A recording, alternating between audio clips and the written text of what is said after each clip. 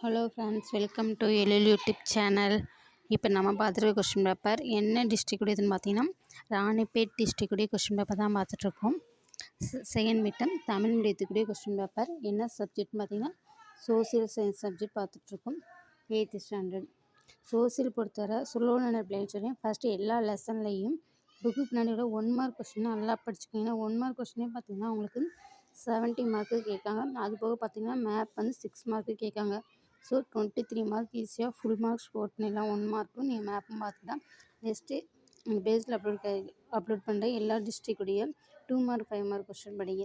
எல்லா டிஸ்ட்ரிக் படிக்க முடியலனாலும் அட்லீஸ்ட் ஒரு 5 டிஸ்ட்ரிக் உள்ள கொஸ்டின் பேப்பர் எடுத்து அதில் உள்ள 2 மார்க் 5 மார்க் கொஸ்டின் நீங்கள் படித்தாவே போதும்.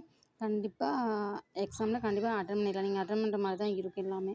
ஓரளவுக்கு 5 டிஸ்ட்ரிக்டில் இது தான் வரும். மோஸ்ட்லி சாய்ஸ்னால கண்டிப்பாக நீங்கள் அட்டன் பண்ணிடுவீங்க.